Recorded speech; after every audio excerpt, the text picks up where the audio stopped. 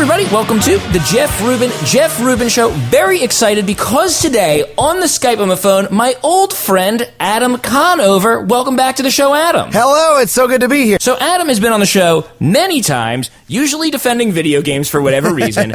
But this time he's here to talk about his new show, Adam Ruins Everything, which he's the everything of. His name's literally in the title. Yes. Adam, how would you describe the show for people who are unfamiliar with it? I call it, it's like an informational comedy show, or I suppose an educational comedy show that I word that puts people off a little bit. It's a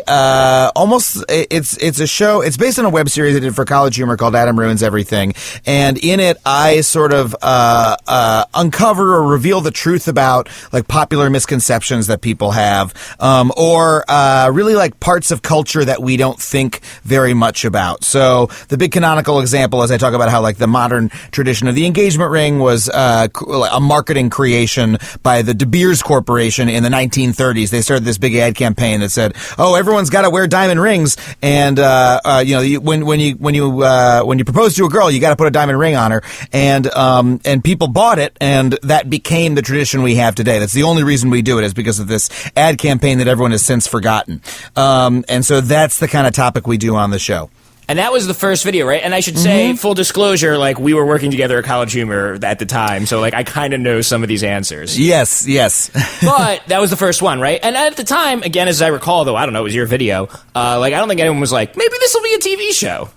Yeah, I mean, when we did the very first one, it was like, we all sort of clocked like, oh yeah, this might be a series. We made it right around this time that College Humor had specifically like come out to LA to start trying to get into television, and we were all like looking for ideas to pitch, and that idea we were just like, hey, let's try to develop this. So we made a couple more and shopped it around, and now we're talking about the TV version.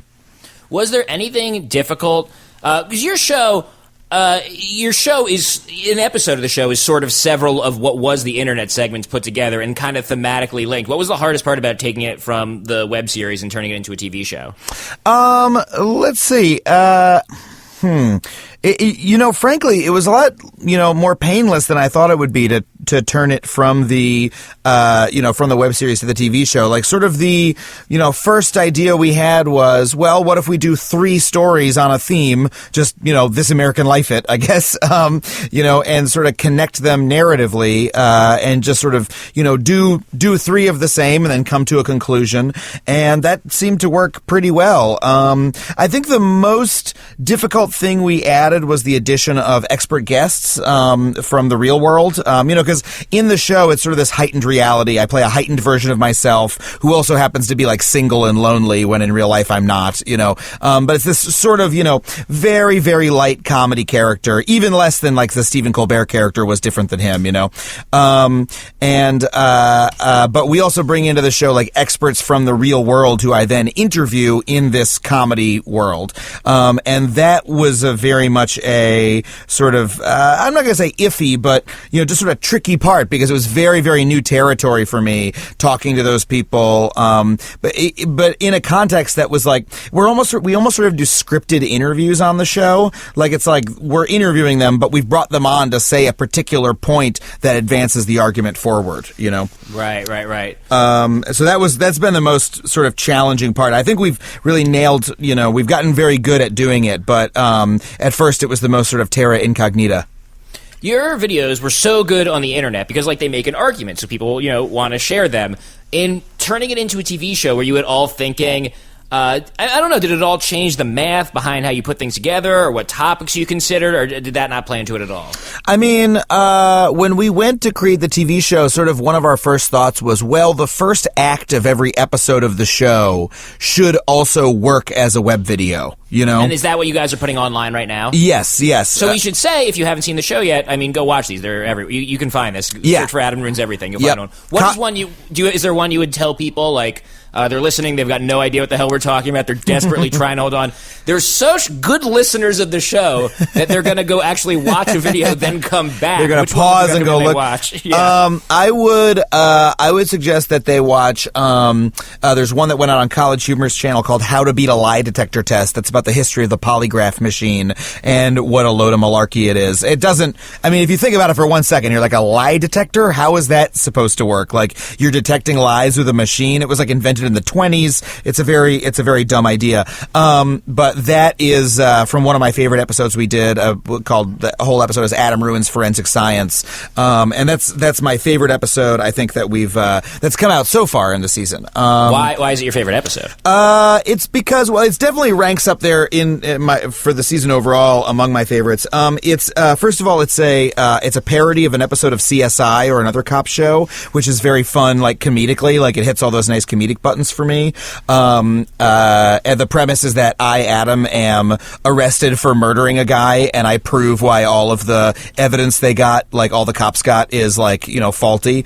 But the other reason I like it is because the topic is a really important one, because the truth is that a lot of the sort of, quote, forensic science techniques that cops use, fingerprints, eyewitness testimony, sort of arson investigations, like pooling patterns and stuff like that. Most of it is totally unscientific. It's just literally like common wisdom that old cops tell young cops, and that is sort of part of the criminal justice system culture. So, like, juries believe it, but very little of it has been independently verified at all. And the result of it is that people, go to jail, like, falsely. People are falsely imprisoned because of this stuff, because it's like, sort of, rather than being a tool that a cop uses to figure out what happens in the case, it's a tool that they use to finger, the criminal the quote criminal who's closest at hand, And the guests we got for that episode are really awesome. We got this woman, Elizabeth Loftus, who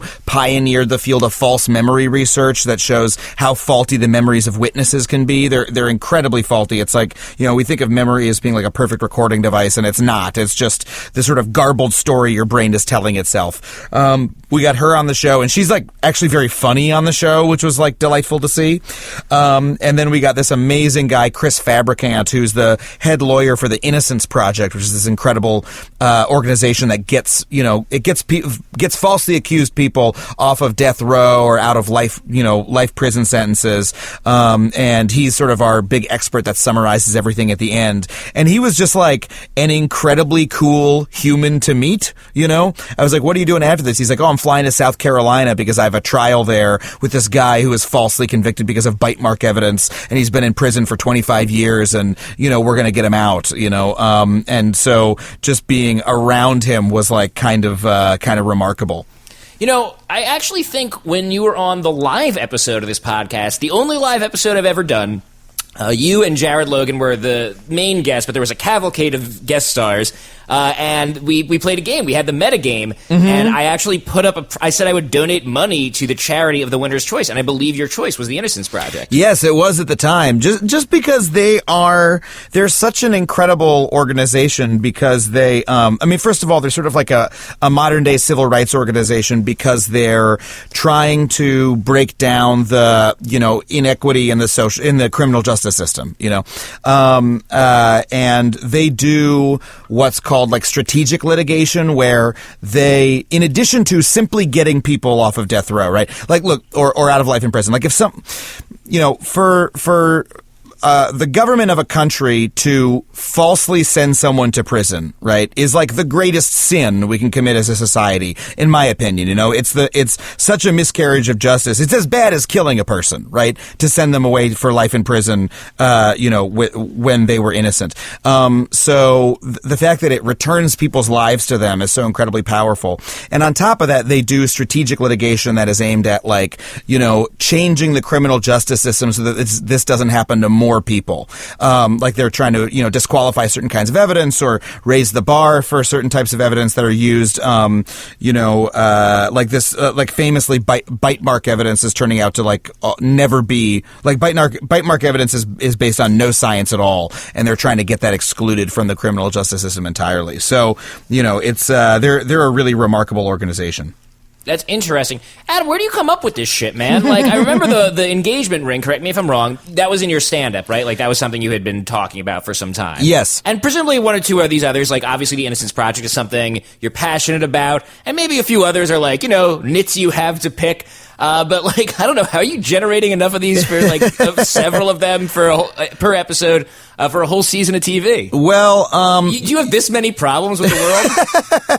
I mean, I'd say yeah. You know, like I believe you might. I'd say a good third of the topics on the show are things that I definitely had a bone to pick with specifically, like stuff that I felt passionately about and like knew a little bit about. To get your own TV show for a chance to take down big Listerine. Yeah, more or less. Listerine is the one I watched today. Actually, I think you guys posted it. Just today, came out today. Yeah, recording this, and this was I had no. I mean. Yeah, I'm aware this criminal justice system isn't perfect, and I was vaguely aware of the engagement ring thing too, but I had no idea the history of Listerine and how they sort of invented this concept of bad breath to sell Listerine. Like, how did you learn that? Like, where did you come up with that? I mean, that one came from our writer's room. What I was going to say is about a third of the topics were things that I already felt passionately about. The rest all came from, we have an incredible writing and research team. I'll just say their names. Eliza Skinner, Travis Helwig, Gonzalo Cordova, Melinda Taub, Clark Caldwell, and Shara Morris were the people in our on our writing and research teams, and they're incredible. They all had. When we hired writers, we specifically looked for people with a broad base of knowledge who, because you kind of can't go out searching for these topics, you know? That's exactly what I'm getting at. You can't, like, Google, like, what is wrong with society? Yeah, exactly. Like, we can't just go, okay, this is going to be Adam Ruins Horses. What's 3 things about horses? Like, we tried to do that at first. It didn't really work. And so we realized what we had to do was just sort of be free form. Oh, I heard this, and see what stuck together. So, like, I knew the thing about the polygraph. I had heard years ago the polygraph test is ridiculous that it's still used at all. It's total nonsense. It's bizarre that it's used in any serious field in America.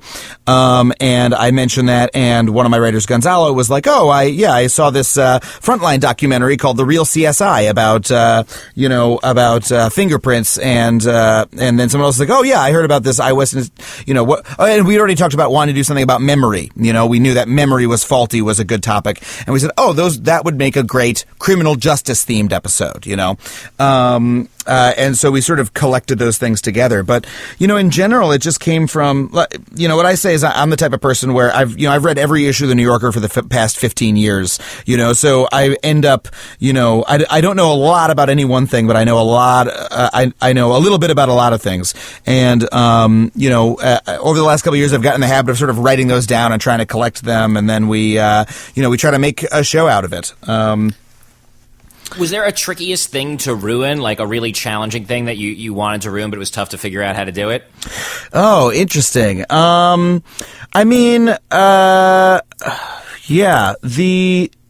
It's funny because the idea of ruining, specifically is a little bit of a feint because it implies... Is ruin even the right word? I mean, that's what we call it. So, that's what people... Oh, what are you going to ruin next? Like that is what the show calls it. But, it is hard to ruin things that people already don't like to a certain extent. Right. But Adam calls stuff out on their shit and didn't fit on a billboard. I mean, we figured out how to do it. Like, for instance, for the Cars episode, like, people love their cars, right?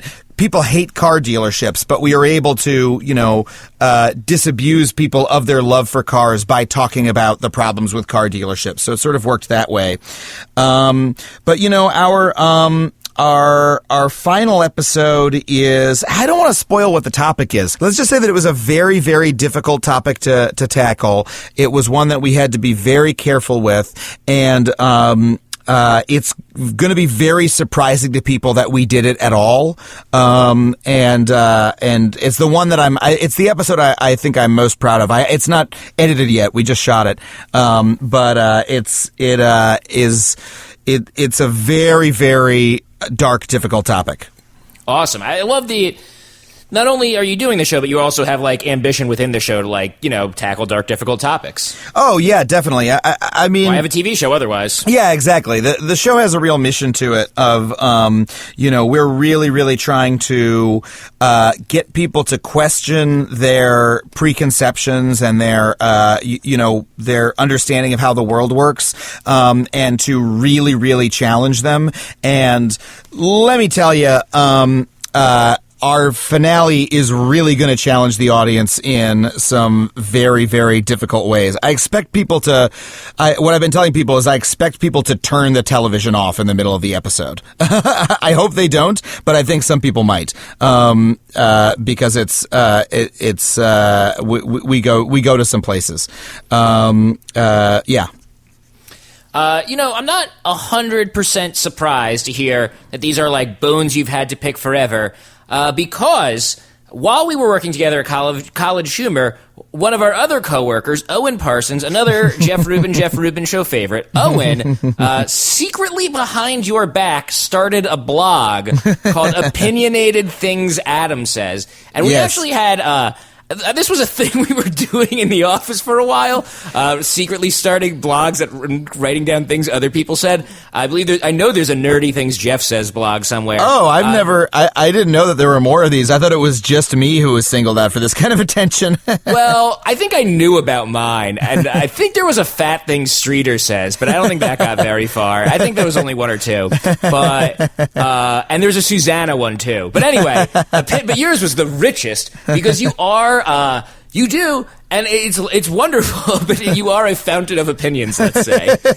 I prefer to call them facts, but, right, you can label them as opinions. So these are things you said in the office that Owen started this, but then other people contributed that we wrote down and put in a blog, and then after, I think, 50 of them, it was revealed to you, and you were very... Well, we'll talk about the reveal in a second, but yes. Let me read... I went back and I looked at the blog, which is so fun. I'm going to read some of these to you, and I'm wondering... And these are things you said in passing several years ago, so, Yes, I allow you permission to, pass on some of these, but I'm wondering if you could explain some of them. Yeah, this, by the way, is... I just want to make clear, this is stuff that I said apropos of nothing or in the course of conversation, around the office. This was not like I could write a thesis about it necessarily. That's what I'm asking you to do now. Here's one. No. You apparently once said, I thought Sesame Street's Mad Men parody was a little too pandery. Yeah. I by the way, I stand by all of them. You don't have to worry about me not standing by them. Yeah, but I'm wondering if you remember the Mad Men parody and exactly what about it bothered you so. Yes, I thought it was way too, this thing of, Sesame Street very much trying to appeal to adults. I saw that segment. You can go look it up, Sesame Street Mad Men. I didn't think it had, any value for kids, because kids haven't seen Mad Men.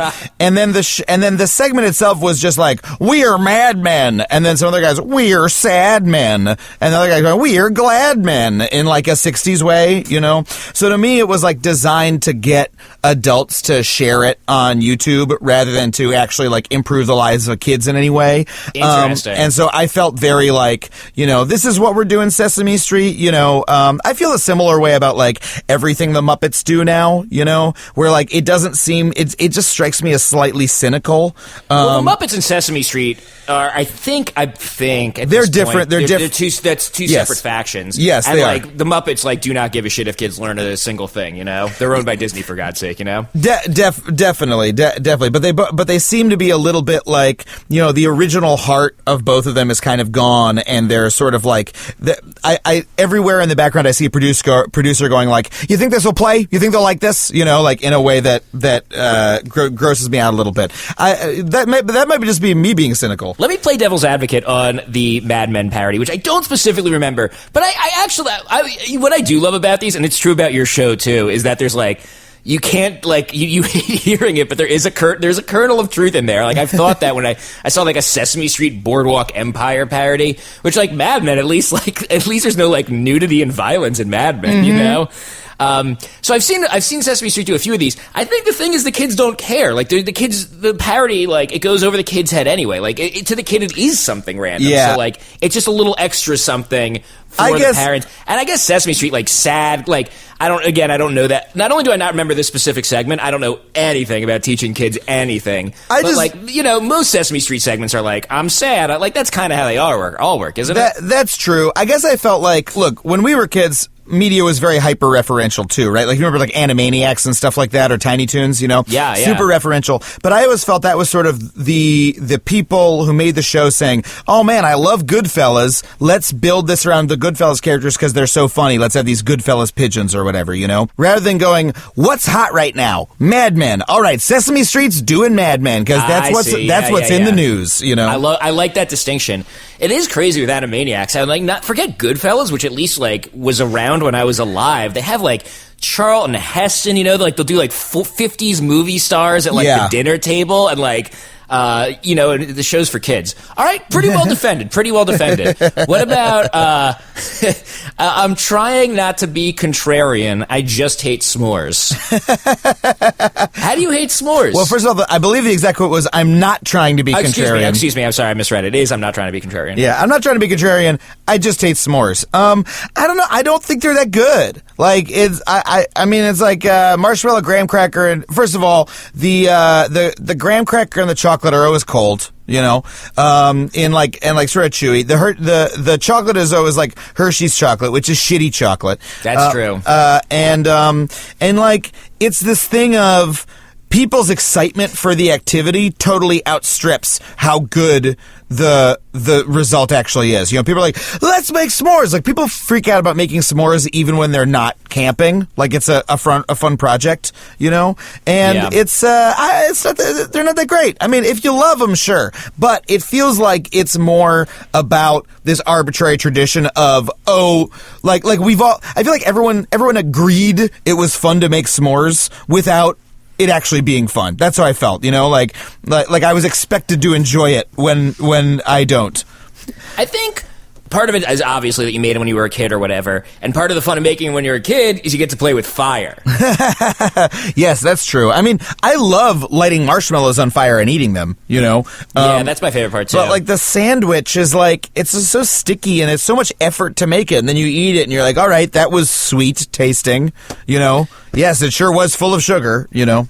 I'm going to give you my two favorites next, because I love this next one in particular is probably my favorite, because I love this, and I actually remember reading this and feeling relief, because I had never heard anyone else express this opinion. It's the way I feel, too. The only thing worse than James Bond movies is the constant implication that everyone loves James Bond movies. I fucking love that. I never connected with James Bond. And like, yeah, I don't get the big deal with James Bond. Yeah, it's that's exactly how I feel. And I was actually thinking about that one because it's similar with s'mores, right? Where it's like he's constantly being pushed on me as though I'm excited for it. You know what I mean? It's like it's happening right now with Spectre. You know, right, the marketing run up is always like, oh man, aren't you excited for the new James Bond? Aren't you excited to see what watch he's gonna wear and what car he's gonna drive? Like, aren't you so thrilled by James Bond? Like, no, I've never liked him that much. Like, the James Bond is lame. James Bond is a lame character. He has no pathos. He has no darkness. There's nothing interesting about him. He's just a good spy, right? And then all the villains and scenarios are very like cartoony. It's like for little kids, you know? It's like Goldfinger and Moneypenny and all that stuff. Like, there's no energy to it. It's like, I don't know. It's very like, I think it's the lamest, most childish vision of masculinity possible, you know? Like, it's like what a 6-year-old boy thinks a man is. And so the idea that any adult man would like James Bond is like ludicrous to me. But yeah, I mean, I think I tweeted that because it was like we were watching the Oscars and they had like a 5-minute video package dedicated to 50 years of Bond, you know? And I was like, who likes these movies this much? Like, I think most people, you and I are in the minority on this one. They are very popular films, we have to admit. I think some of them, I like that I get to be a little, like, I get to like 10% defend whatever the other side is here. But like, didn't he used to, and I'm not a James Bond scholar. I've seen a bunch of the movies, of course, but like, I'm not an expert on the subject. I feel like he used to have, like, certainly in some of them, like, he has a background, he does have, certainly in the newer ones, he's had like a little more of a background and there's a little more pathos. And I feel like in some of the older ones too, maybe it's like in the original novels, like, wasn't he supposed to be like a working class dude or something? I guess, yeah. You know, I guess my question is like, clearly people go see the movies, right?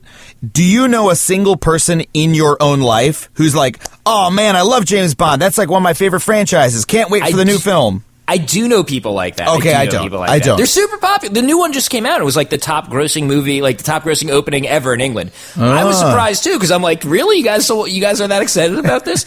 I might see that new one anyway because I like Christoph Waltz as the villain. I have to admit, I'm like almost mad they cast him as the villain because like I feel like I might have to see it anyway. I'm sure that's great, and also I'm sure I could watch a Daniel Craig. I've not seen the Daniel Craig ones. I'm sure I could see them. Oh yeah, I actually really liked Casino Royale, but I did not like the last one before this one, Skyfall. With, yeah, was that with Javier Bardem, which people generally went bananas for, and I was not crazy about.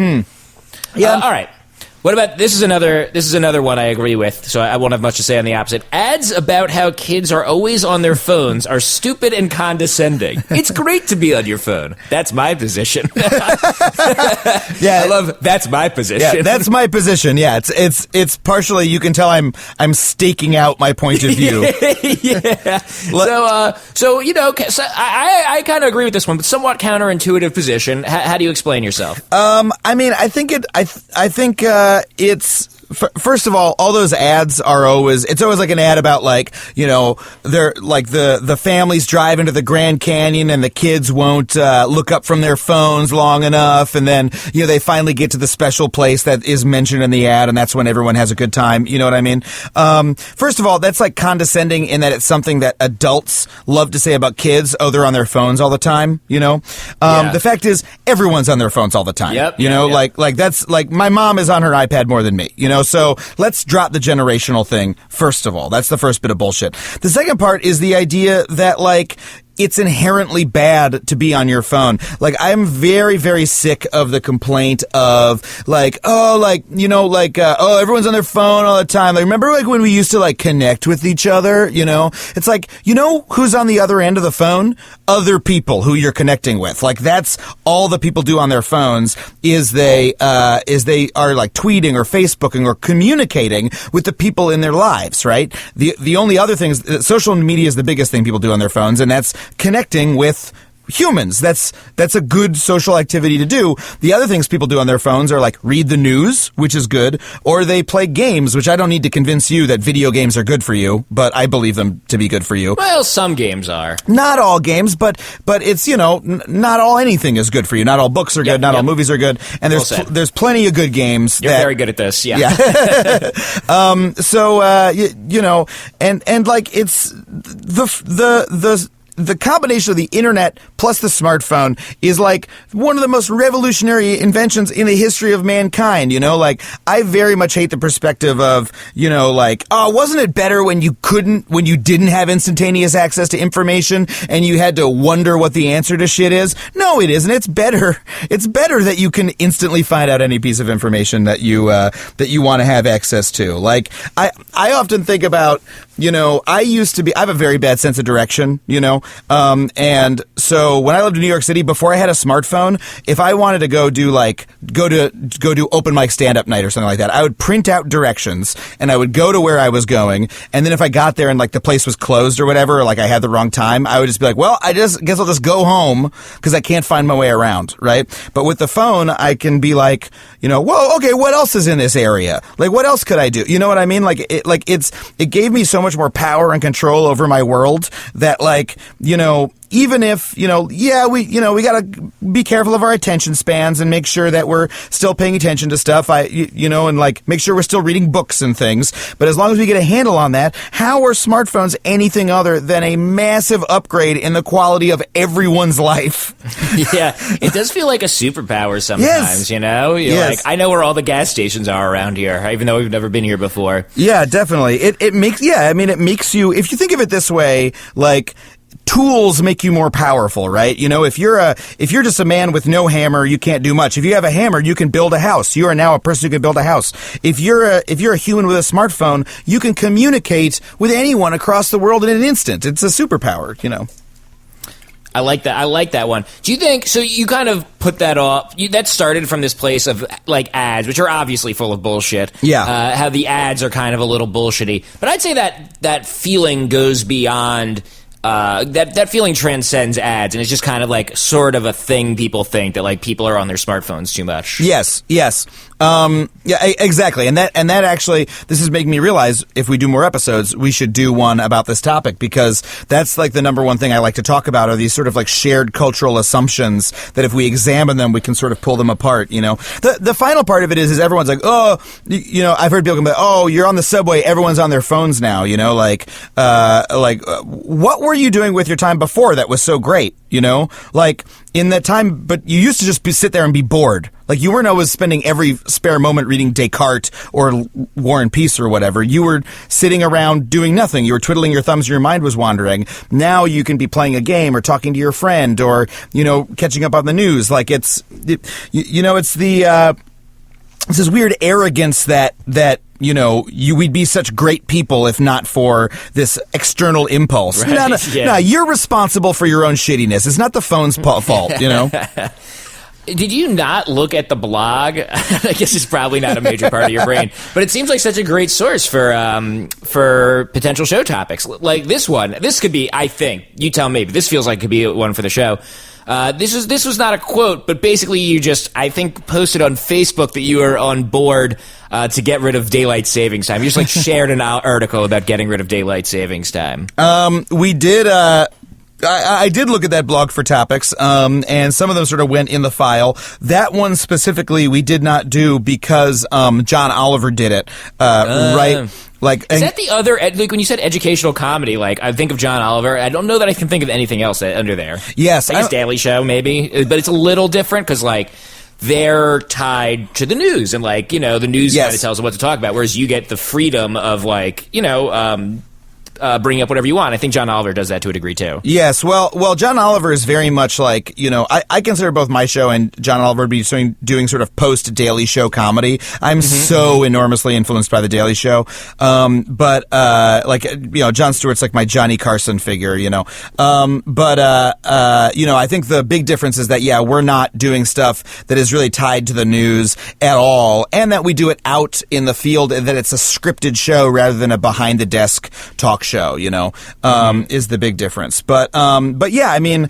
when his show, you know, John Oliver's show came out right as we were developing the pilot for this show, and I definitely watched it and I was like, oh yeah, this is a thing that you can do, you know, like you can do comedy that is about real topics and is about you know, has a real purpose to it. Like, the fact that, you know, every episode takes on a specific investigative topic and is like, this is what we're delving into is, you know, I think the most similar thing to our show. And it's something that I really admire, what he's done.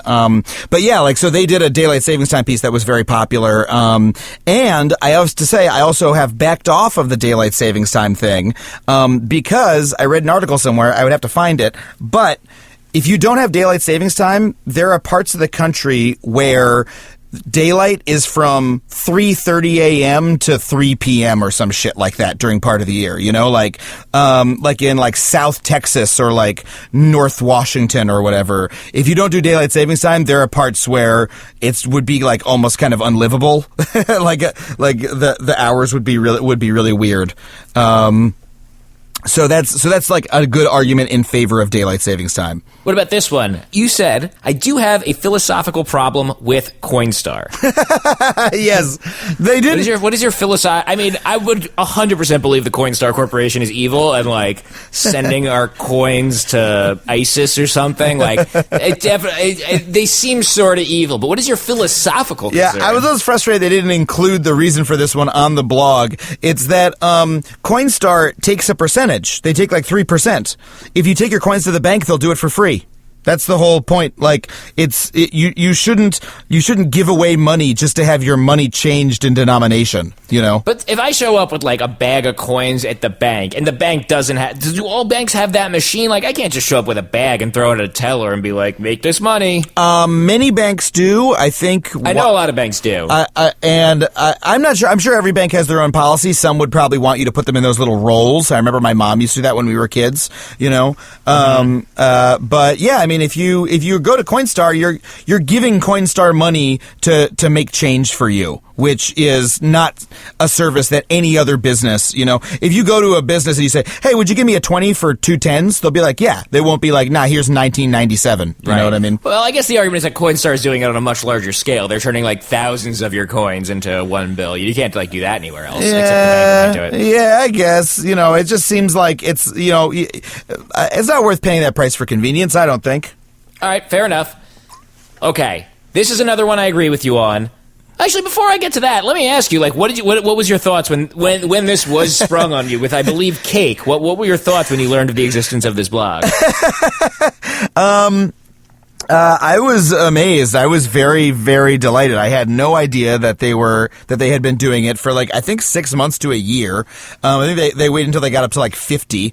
Yeah, I think that's right. And it was honestly, I was touched because it was it was teasing, but it was sweet. They made a cake with my face on it, and there's a photo of it. The cake says number 47. I hate dessert, which is one. I also hate dessert. Yeah, it's terrible. I don't like.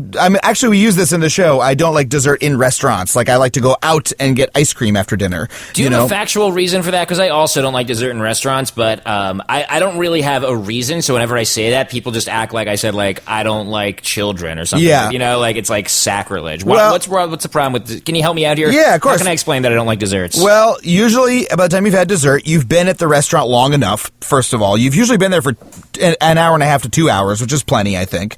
Also, you're fucking full. Restaurant meals are big, and restaurant desserts are also big. I'm not hungry, you know what I mean? And I'm sick of sitting there.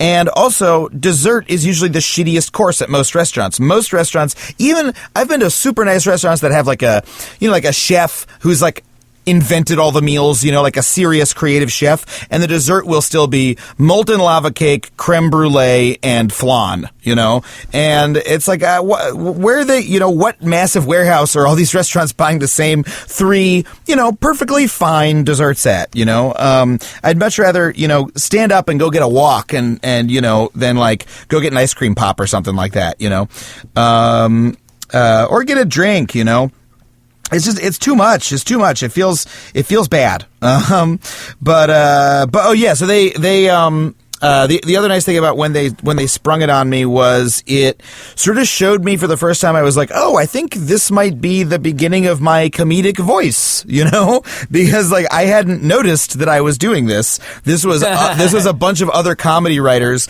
noticing I was doing something funny and writing down the funny things I was saying and putting it in a blog, and then they shared it and other people found it funny too. And I was like, I didn't say those things.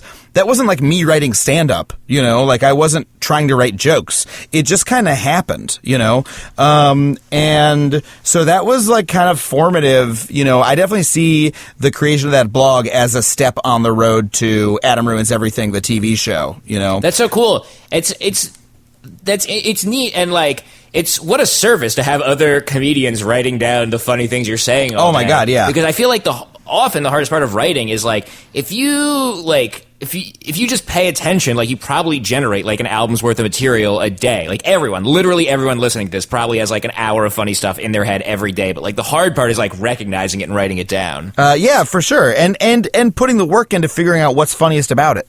Right.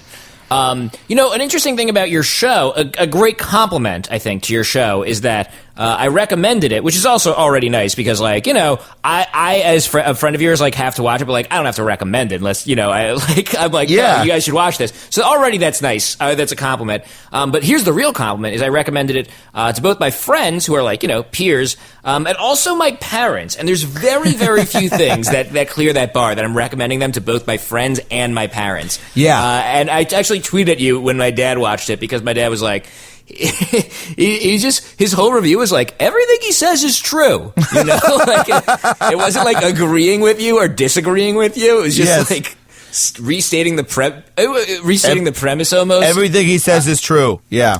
And when I told you that, you said that parents have connected to the show. Why do you think that is? I think it's honestly. It's funny. I mean, to me, it is the most gratifying thing that people have told me their parents love it. And, my older friends, I have friends now who have kids and they tell me, oh, my kids love it. Like I've heard people say, wow. Yeah. That's cool. I've had people say, a couple of people have emailed me and said, it's like the only thing that my 9 or 10-year-old will settle down and watch. It's like we all watch it together.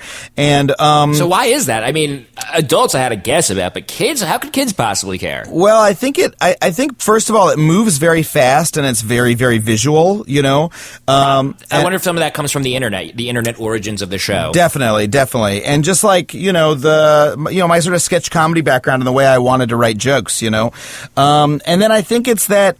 Learning, like people love to learn, it's like a weird fact that everyone's like, oh, school sucks and Americans are dumb and, all this stuff people say. And it's not true. People love to learn, and, everybody enjoys, we're talking about topics that everybody knows, and we're, telling people the truth in an engaging way, and I think that's something that everyone can relate to, and there's enough, it also goes to show how many experiences in America are truly universal, like everybody hates car dealerships, and so everyone is curious. If you say to anyone in America, hey, don't you hate going to the car dealership? Haven't you ever wondered why car dealerships are so shitty? Like why we have to buy cars this way?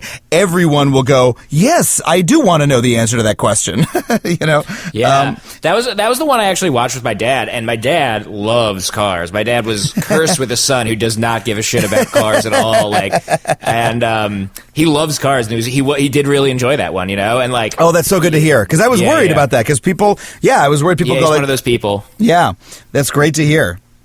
All right, I got one more I agree with I want to throw at you. Yeah. And then I've reserved some time a surprise, everybody. I've reserved some time at the end of the podcast to discuss Adam and mine trip to Indiecade last weekend, where we played a lot of indie games. Yes. So we'll be talking about video games probably could have warned you ahead of time. We're going to talk about video games. I'm sure they could have guessed. And I'm so excited. I'm so excited to talk about video games. But let me give you one more, and this will help us transition into talking about video games. And there's another one I agree with. I agree with these. Okay, so this one, on the film, probably the most controversial one, on the film Jupiter Ascending, you said, I've never seen anything like it. So many ideas on screen, such big swings. It is a beautiful monster. I did not completely hate Jupiter Ascending, which is already controversial, but I don't know if I'd go as far as you did. What did you like about Jupiter Ascending? Well, first of all, that was in the context of me having a text argument, I think, with Owen and Mike Trapp, who's a college humor writer. And me and Mike Trapp's conversation about Jupiter Ascending actually got a little bit... we started hurting each other's feelings. It got a little bit too close to home. But I don't know. I mean, at the end of the day, if you ask me, is Jupiter Ascending a good movie?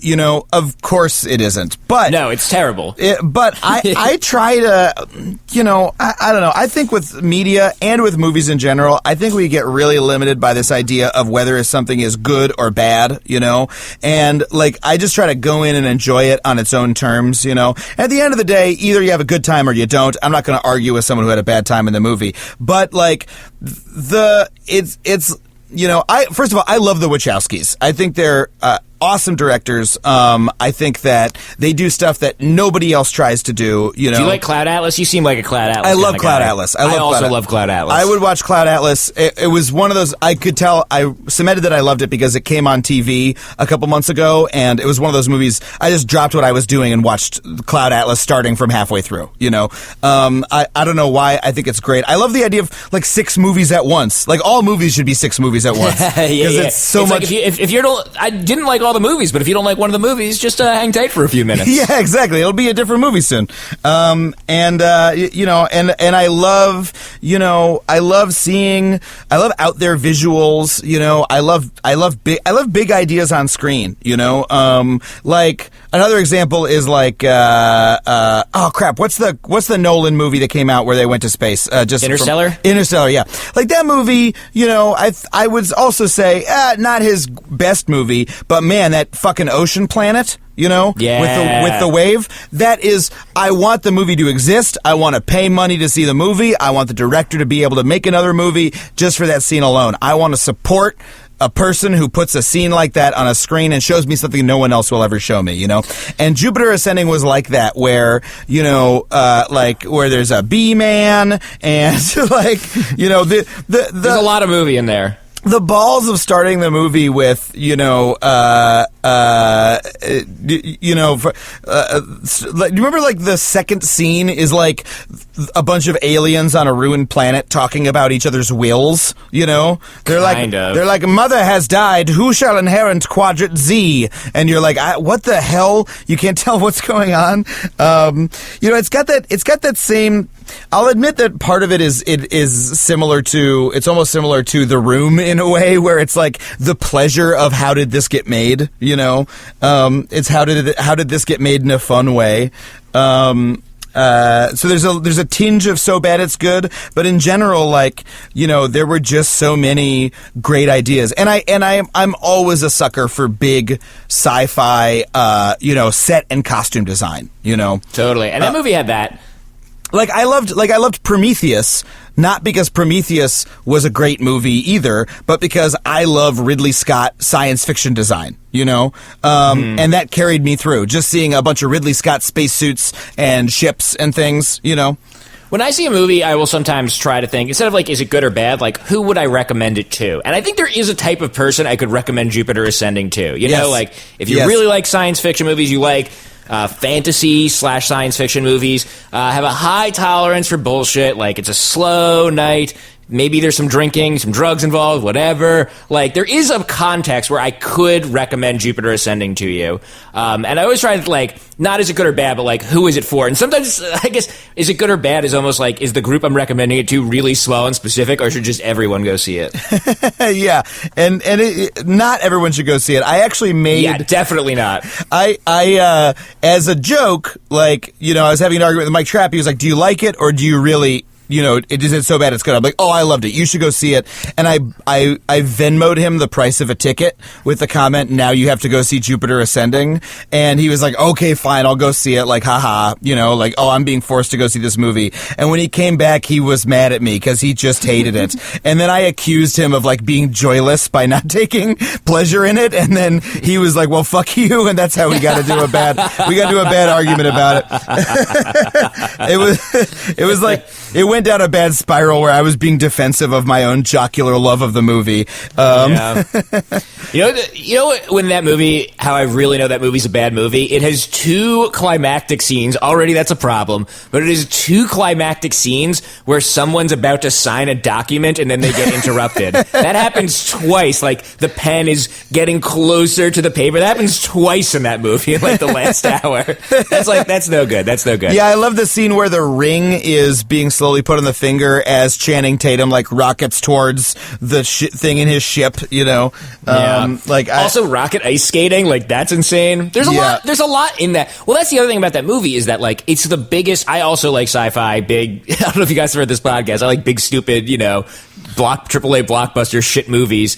But it is frustrating how none of them are original, you know, how it's all comic books and toys, and that stuff's all fun. Yes. But, like, Jupiter Ascending was, like, actually a big sci-fi movie that was, like, actually an original idea, which is, like, almost alone gives it some credibility in my mind. And well, big budget sci-fi, like, if you think about it, you know, because the movie industry is true. It's all sequels and remakes, and, you know, it's very hard to get them to take risks, you know.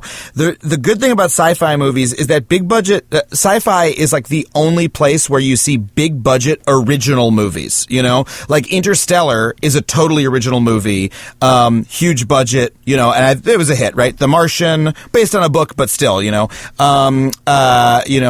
Elysium, like, movies like that like are allowed to take risks and go outside the box and not have a 2 after the name, you know? Right. It's like, it's rare. Prometheus. But the problem is Elysium and Prometheus, and Jupiter Ascending were all pretty bad, or at the very least, like, not widely enjoyed, let's say. Yes. No, definitely true. I just hope they keep making them, because it's, I also have a thing with the movies where it's like, look, if we can do anything on a screen, why are we just watching people have a conversation about love? Let's see some aliens! Yeah. I want to see shit I never seen before! Alright, so this has set us up to talk. I feel like we are ready to jump right into video games Yes. now. So maybe let's plug the show before everyone tunes out. Adam Ruins Everything. I tweeted this. I cannot think, and maybe it's because I know you personally, so I'm biased, but like I cannot think of a better match of comedian and material. It is like such the perfect show for you. It's unbelievable that it exists. Congratulations. Thank you for saying and I think everyone should watch it. And it's on True TV. What night is it on? Tuesdays at 10 p.m. is when the new episodes premiere, and they rerun them on Fridays and throughout the week. Honestly, I think if you turn on True TV and look at your cable guide, there's a good chance you'll see it. And we also put videos up on College Humor and True TV's YouTube channels. Great. So everyone check that out. Video games. Let's video talk about games. So Indiecade, is this event that's kind of almost like a Sundance for video games, where like indie video game developers show up, they bring their games, and you walk around and play them. Just like at Sundance, you go see movies. And I think, though I don't know anything about this, like people from Sony and Microsoft and other publishers are there, kind of like looking for properties to pick up. I think it is like as far as I know, and I'm not an independent video game developer, I think it is like the event of the year for independent video game development. And there's two. There's one there's Indiecade and there's Indiecade East. So I think this one on the West Coast in LA is the big one. Isn't there also IGF? Isn't that also big? Oh yeah, that's a thing. All right, so I don't know what I'm talking about, but anyway, Indiecade's a big one. That's all you need to know. And I like Indiecade because I think it's for the players more than the industry. Like you get to walk around and play the games, and it's not too hard to get a pass. It's a really fun event. $30 for the day or something. It's like it's very chill. It's like a lot. It's outdoors, intense, and it's like very low key. Like you're not in a convention center that's just thick with humanity and like a dude in an anime costume, and like it's like just a chill event where you go and play awesome, really creative video games all day, and you can bounce around and try a lot of different ones. I thought it would be fun if to conclude this podcast, we each maybe picked, let's say, our two favorites, two that we'd like to tell everyone about. What do you think about that? That sounds good. I have to think because all right. Well, I'll go first. Yes, and then that'll give you some time to think. Yes, please. The first one I want to mention is a game called Emily is Away right now. Oh, I should look up what it's called so people... I think it's called Emily is Away. Mm-hmm. Let me look that up real quick. Yeah, I believe that is what it's called. It is called Emily is Away. And this is a text adventure game. Not my jam. Adam likes those. Oh, I love text adventures. But this is like a text adventure game, but kind of the twist, the hook, is that it takes place in the world of like circa 2002 AOL Instant Messenger, a world I know very well. And you have to like look at people's away messages and look at their info to kind of piece things together. And then it's like a story game, sort of like in the Telltale tradition, let's say, where your decisions are remembered and affect things later on. And then so that all sounds good and very clever. But the thing that really hooked me into this game is when you you get someone asks you a question, let's say, and then you pick one of three options. But kind of like you just pick, and it's like yes, no, or maybe, or whatever. And then when you pick it, you then type out like a more thorough answer that like your character's dialogue. And the way that typing works is after you pick yes, there's a sentence for what you're going to say when you pick yes, but to type it, you just jam on random keys, like click, click, click, click, click, click, and every key you press fills in another letter, so you just, by just jamming on random keys, are typing in the instant messenger window, which like kind of is really fun. Like just to jam on random keys and see a sentence develop is fun. It reminded me like when Thomas Middleditch was on this show, and he talked about filming Silicon Valley, and they have a thing for their computers where like they just jam on keys and it makes it look like they're hacking. Like that's kind of what it felt like.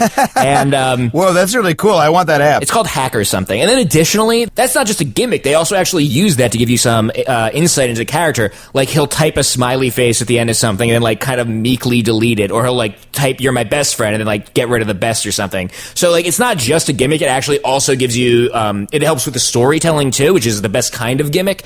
And I just thought it was really cool. So it's called Emily is Away, and you can actually go download it now. It's pay what you want, and you can just go, if you Google that, you'll find it. That's my first game. I need to check that out.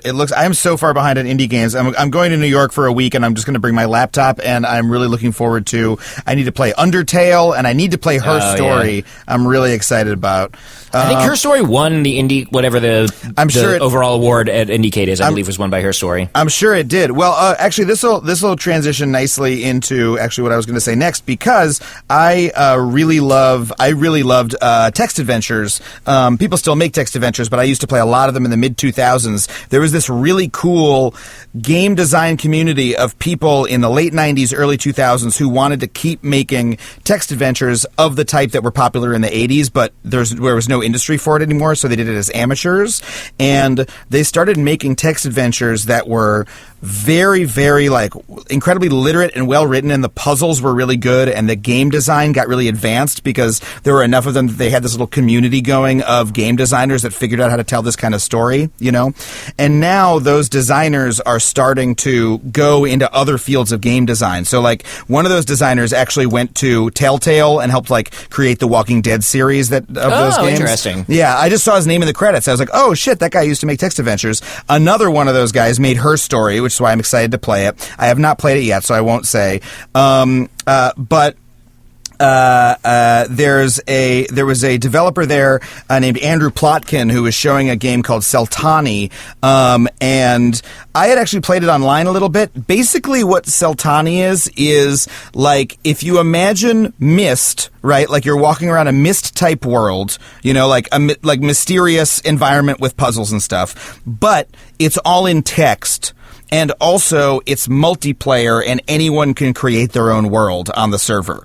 So it's sort of like a mud version of Myst that's also like where you click on text to get around. Does that make sense?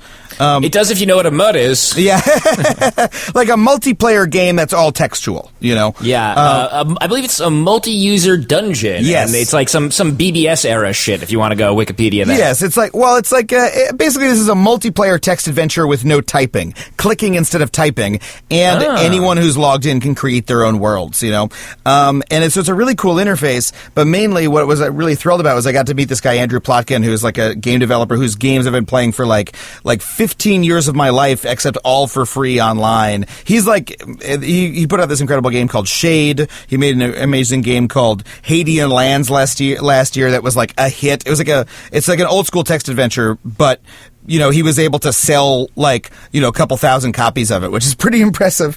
So it's just like a very cool, it's like a very cool niche of game design that was like on display at Indiecade that I was really thrilled to see in person.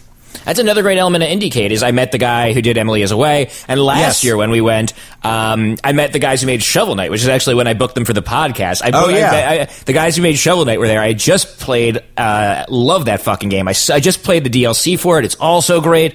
And I went up and I talked to him. I was just like, did you make this game? This game, I'm a huge fan. I just beat it, you know, just like gushed. Yeah. And then I walked away and Caldwell, who was there, Caldwell was like, you should ask him to be on your podcast. Oh, was it you? I said that. I remember saying that to you. I attribute it to Caldwell. I told the story so specifically, except I fucked up. I was about to tell him myself. On the phone, and you were like, "You should get him on your podcast." I was like, "Right, I have a podcast for this exact purpose." So that's another fun part about Indiecade is getting to meet these people who are always so excited to be there. And I met the designer of my second game I'm going to mention, which is a VR game called Classroom Aquatic. Did you have a chance to play that? I did. No, I saw Caldwell play it. I watched Caldwell did play it. So.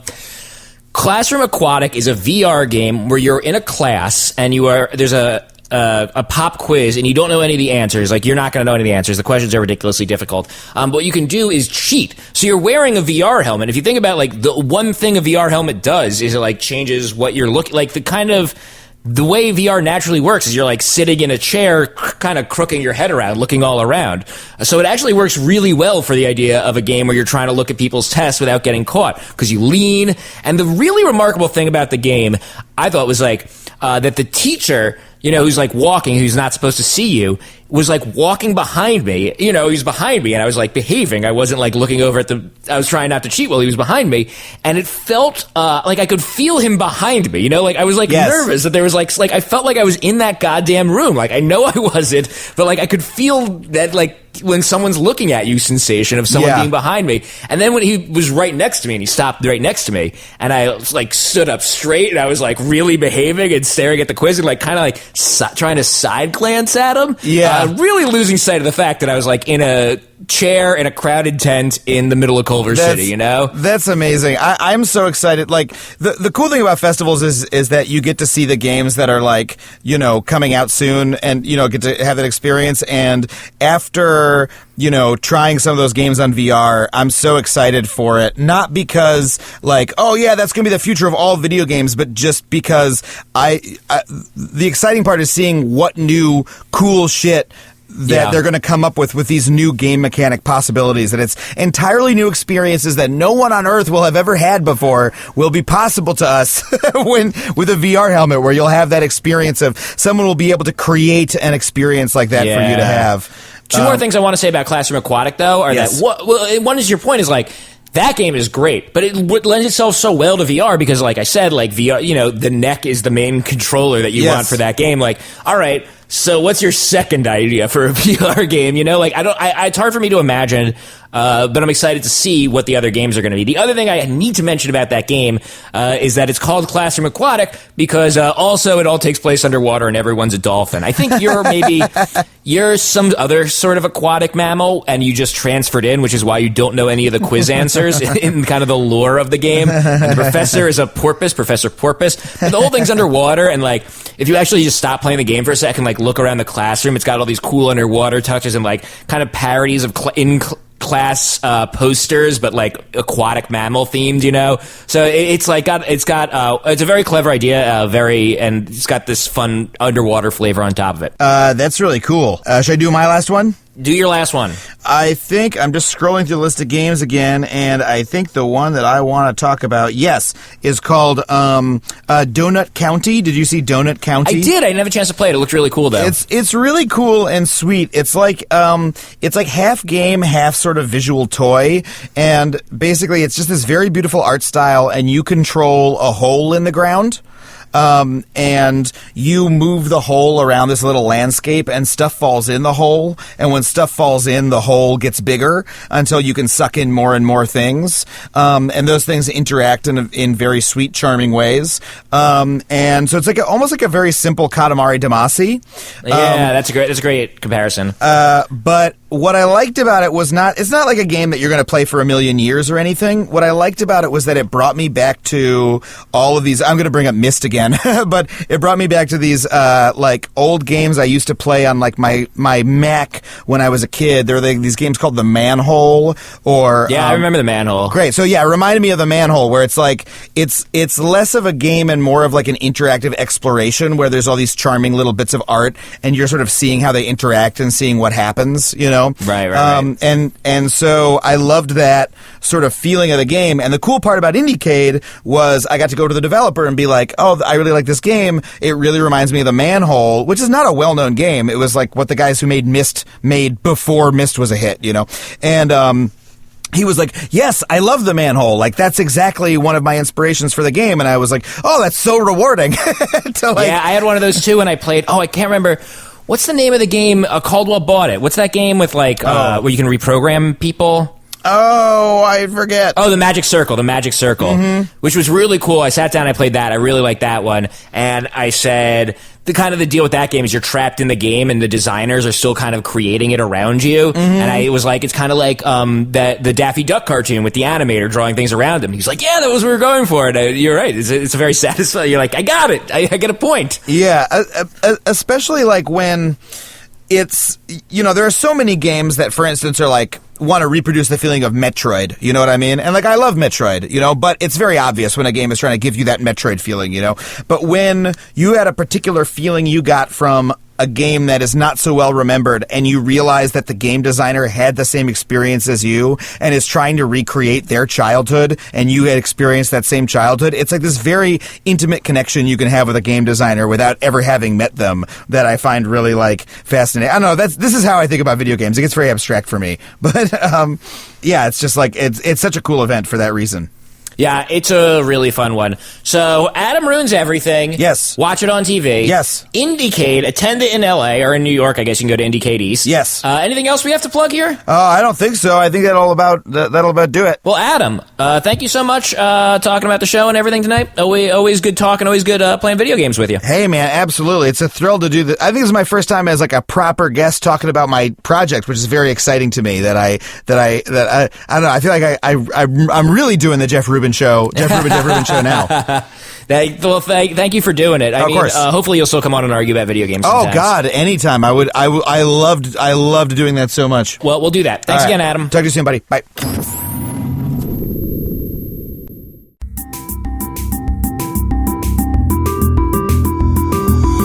Thus concludes another broadcast of the Jeff Rubin Show. Don't forget, you can go to jeffrubin.com for links to more Jeff Rubin goodness. I'm talking Twitter. I'm talking Facebook. I'm talking YouTube channel, where I posted a new video where I played video games with Chris Sullivan, a.k.a. Shockwave. He is a beatboxer, and I got him to beatbox over Parappa the Rappa, and it is so fun, so go watch that. And hang out for a little bit, because I'll be back with a new podcast soon. I'll see you there. But for now,